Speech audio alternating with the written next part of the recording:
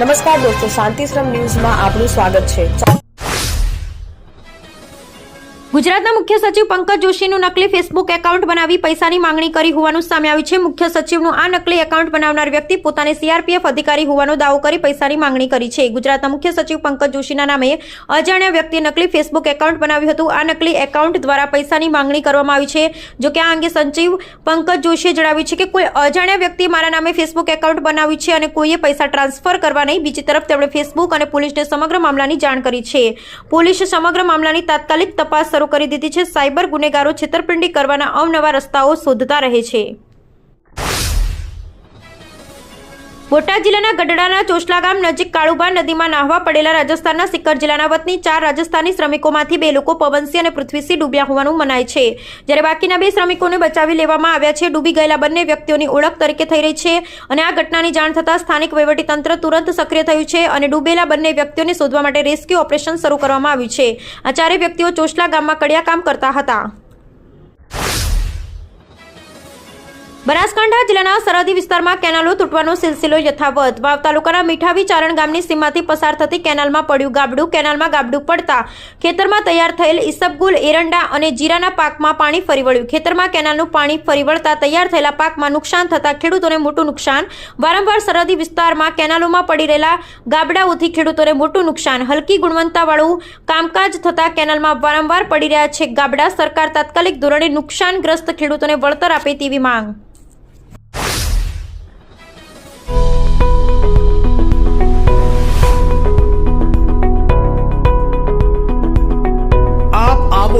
આજે દિયોદરમાં બનાસ ડેરી સંચાલિત ઉમંગ મોલમાં જ્યાં આપને મળશે બનાસ ઘી, બનાસની ચા, નવરસ તેલ સહિતની જીવન જરૂરિયાત તેમજ કરિયાણું તથા કોસ્મેટિક ચીજ વસ્તુઓ તેમજ પશુહાર સામગ્રી મળશે વ્યાજબી દરે। આજે સંપર્ક કરો ઉમંગ મોલ, ખીમાળા બાબર હાઈવે, તિરુપતિ સોસાયટીની સામે, બ્રિજના છેડે। આજે સંપર્ક કરો 94 276 45 123।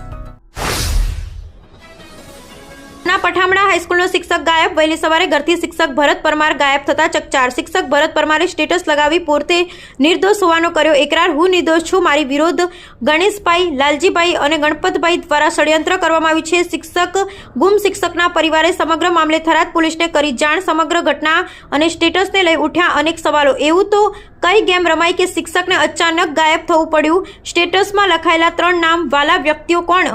શિક્ષક સમાજનો આદર્શ હોય છે તો ષડયંત્ર કેમ રચાયું?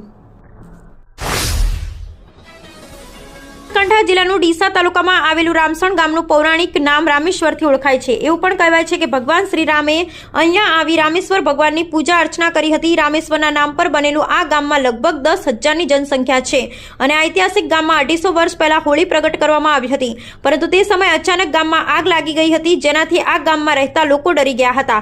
આગ કેમ લાગી તેની લોકમાન્યતા એ હતી કે રાજાએ સાધુ સંતોનું અપમાન કર્યું હતું, જેથી સાધુ સંતોએ શ્રાપ આપ્યો હતો। હોળી પર્વ પર આ ગામમાં જ્યારે આગ લાગી હતી તેના ઘણા વર્ષો બાદ આ ગામમાં લોકોએ ફરી હોળી પ્રગટાવવાનો પ્રયત્ન કર્યો તો ફરી આ ગામમાં આગ લાગી। કેટલાક મકાનો પણ આગમાં બળી ગયા અને 3 વખત હોળીના પર્વ પર જ આવું થતા ત્યારથી જ હોળી પ્રગટાવવાનું ગામ લોકોએ બંધ કરી દીધું છે। મારવાડી માળી સમાજ દ્વારા હોળીનો અને ધૂળેટીનો તહેવાર ધામધૂમથી ઉજવવામાં આવે છે। રાજસ્થાનથી ઉઠીને ગુજરાતમાં માળી સમાજ મોટી સંખ્યામાં વસવાટ કર્યો હતો, જ્યારે રાજસ્થાનની પરંપરાગત હોળી અને ધૂળેટીના દિવસે ગેર રમી અનેરો ઉત્સવ મનાવવામાં આવે છે, ત્યારે ડીસા તાલુકામાં મારવાડી માળી સમાજ મોટી સંખ્યામાં વસવાટ કરી રહ્યો છે અને માલગઢ ગામે કૈલાસધામ જગદંબા લાઇબ્રેરી મેદાન ખાતે મારવાડી માળી સમાજ દ્વારા ધૂળેટીના દિવસે ઢોલના તાલે ગેર રમી અનેરો ઉત્સવ રાજસ્થાનની પરંપરાગત હજી સુધી જાળવી રાખવામાં આવી રહી છે અને બહેનો દ્વારા લૂર લઈ હોળી ગીતો ગાઈ ધૂળેટીના તહેવારની ઉજવણી કરવામાં આવી રહી છે। વર્ષોથી પરંપરાગત મારવાડી માળી સમાજ દ્વારા ધૂળેટીના પર્વના દિવસે ગેર રમી અનેરો ઉત્સવ મનાવી રહ્યા છે। મગરવાડા તીર્થ ખાતે પૂજ્ય સાધ્વીજી શ્રી મોક્ષ દર્શના શ્રીજી મહારાજ સાહેબ આદિ ઠાણાની પ્રેરક નિશ્રામાં તારીખ 16 થી 18 મેના રોજ યોજાઈ રહી છે। 12 થી 25 વર્ષની દીકરીઓની અદ્ભુત શિબિર। દીકરીઓ માટે અદ્ભુત અનુભવ ચૂકવવા જેવો નથી, જેનું ફોર્મ ભરવાની છેલ્લી તારીખ 1 મે 2025 છે અને ફોર્મ ભરવા માટે સંપર્ક કરો દીપ્તિબેનનો। તો જરૂરથી આ શિબિરમાં જોડાશો અને જીવનભર યાદગાર ક્ષણોને માણશો। પાલિકા દ્વારા શહેરમાં સ્વચ્છતા અભિયાન અંતર્ગત સાફ સફાઈ કરી રોજબરોજ સોશિયલ મીડિયામાં ફોટો સેશન કરવામાં આવી રહ્યું છે, પરંતુ વાસ્તવિકતા જોઈએ તો ડીસા શહેરમાં ઠેર ઠેર ગટરના ગંદા પાણી ઉભરાતા સ્થાનિકો ત્રાહિમામ પોકારી રહ્યા છે. જ્યારે ડીસા શહેરમાં હાઈવે વિસ્તારમાં પાલિકા સફાઈની સુવિધા આપવામાં નિષ્ફળ સાબિત થતી હોવાનું એકવાર ફરી સામે આવ્યું છે. એક અઠવાડિયા અગાઉ ગાયત્રી મંદિર નજીક જ મૃત પશુની દુર્ગંધથી પરેશાન થયેલા લોકોએ હવે ભૂગર્ભ ગટરના ઉભરાતા પાણીના સમસ્યાનો સામનો કરવો પડી રહ્યો છે. ગાયત્રી મંદિર નજીક આવેલા પુષ્પમ ફ્લેટ પાસે છેલ્લા 15 દિવસથી ભૂગર્ભ ગટરનું પાણી ઉભરાઈ રહ્યા હોવાને લીધે સ્થાનિકોને પારાવાર મુશ્કેલીનો સામનો કરવો પડી રહ્યો છે. ભૂગર્ભ ગટરનું આ ઉભરાયેલું પાણી આસપાસમાં આવેલી હોસ્પિટલ આગળ એકત્રિત થતું હોવાના લીધે સારવાર માટે આવતા દર્દીઓને પણ મુશ્કેલીનો સામનો કરવો પડી રહ્યો છે. બનાસકાંઠા જિલ્લામાં આગામી હોળી ધૂળેટીના તહેવારને ધ્યાનમાં રાખી વિશેષ વ્યવસ્થા કરવામાં આવી છે. 13 અને 14 માર્ચ 2025ના રોજ ઇમરજન્સી કોલમાં નોંધપાત્ર વધારો થવાની સંભાવના છે. આંકડાકીય માહિતી મુજબ સામાન્ય દિવસોમાં મળતા 81 કોલની સરખામણીએ 13 માર્ચ અને 87 અને 14 માર્ચે 101 ઇમરજન્સી કોલ આવી શકે છે. આ દરમિયાન રોડ અકસ્માત અને ટ્રોમા કેસમાં વધારો થવાની શક્યતા છે. બાલાજી મંદિર સંચાલિત શ્રી અંબિકા ભોજનાલયમાં યાત્રિકો માટે વિનામૂલ્યે ભોજન વ્યવસ્થા ઉપલબ્ધ છે. ભોજન અને પ્રસાદની ગુણવત્તા જાળવવા માટે food safety and standards authority of India દ્વારા વિશેષ સેમિનાર યોજાયો હતો. તાલીમ દરમિયાન FSSAIના માપદંડો અનુસાર વિવિધ કાર્યપદ્ધતિઓની સમજ આપવામાં આવી. ભોજન અને પ્રસાદ બનાવતી વખતે સ્વચ્છતા અને કાળજી અંગે માર્ગદર્શન અપાયું. કર્મચારીઓને શું કરવું અને શું ન કરવું તે અંગે વિસ્તૃત માહિતી આપવામાં આવી.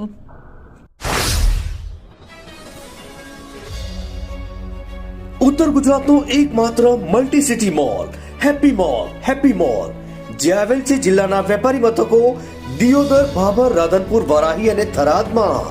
જ્યાં મળશે આપને વ્યાજબી દરે જીવન જરૂરિયાતની તમામ વસ્તુઓ તેમજ કપડાં, ગિફ્ટ આર્ટિકલ, પ્લાસ્ટિકની તમામ સામગ્રી, ક્રોકરી અને બીજું ઘણું બધું વધારે. તો આજે જ આવો હેપી મોલ અને કરો ખરીદી તમારી મનગમતી વસ્તુઓની. બનાસકાંઠા જિલ્લામાં કાળઝાળ ગરમી પડી રહી છે. જોકે આજે ગરમીની તીવ્રતામાં થોડી રાહત જોવા મળશે. હવામાન વિભાગના અનુમાન મુજબ આજે મહત્તમ તાપમાન 39 ડિગ્રી સેલ્સિયસ સુધી રહી શકે છે. ગઈકાલે જિલ્લામાં તાપમાનનો પારો 40 ડિગ્રી સેલ્સિયસ સુધી પહોંચ્યો હતો. આજે સવારથી જ ઉત્તર પશ્ચિમના ગરમ પવનની અસર જોવા મળી રહી છે. સૂર્યનો આકરો તડકો પણ અનુભવાઈ રહ્યો છે. બપોર સુધીમાં તાપમાન 35 ડિગ્રી સેલ્સિયસ નોંધાયું છે. રાહતની વાત એ છે કે આગામી 2 દિવસ માટે વધુ ગરમીને કોઈ આગાહી કરવામાં આવી નથી. હાર્દિક હુંડિયા જૂનાગઢમાં સૌરાષ્ટ્રના કોકિલકંઠી અને પ્રજ્ઞશ્રી દિવાળીબેન ભીલની પ્રતિમા સ્થાપિત કરી ઇતિહાસ રચશે. દિવાળીબેન ભીલનું નામ ગુજરાતના દરેક ઘરમાં પ્રખ્યાત છે, કારણ કે પ્રજ્ઞશ્રી દિવાળીબેન ભીલના ગીતો દેશ વિદેશમાં તેમજ ગુજરાતમાં રહેતા ગુજરાતીઓના ઘરમાં ગુંજી ઉઠે છે. મુંબઈના હીરામાણિક ગ્રુપના હાર્દિક હુંડિયાએ કહ્યું કે જૂનાગઢમાં આ મૂર્તિ સ્થાપિત કરી મને ખૂબ જ આનંદ અને ગર્વ થઈ રહ્યો છે. જૂનાગઢ તીર્થભૂમિ છે. અહીં બધી જાતિના લોકો સન્માન મેળવી ધન્યતા અનુભવે છે. આવનારા સમયમાં જૈનોના 24 તીર્થકરો આ ભૂમિ પરથી મુક્તિ પ્રાપ્ત કરશે. ભારતીય સંસ્કૃતિમાં ઇતિહાસ રચનાર પૂજ્ય દિવાળીબેન ભીલની પ્રતિમાની આ પવિત્ર ભૂમિ પર સ્થાપના પણ ગુજરાતમાં એક ઇતિહાસ રચશે.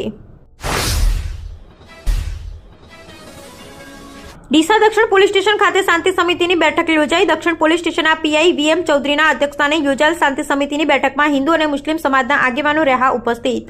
હોળી ધૂળેટીના તહેવાર અને રમજાન માસના તહેવારની શાંતિથી ઉજવણી કરવા માટે પીઆઈ VM ચૌધરી દ્વારા ઉપસ્થિત આગેવાનોને કરાઈ અપીલ. ડીસા શહેરમાં તહેવારોમાં શાંતિ ડહોળવાનો પ્રયાસ કરાશે તો પોલીસ કરશે કડક કાર્યવાહી.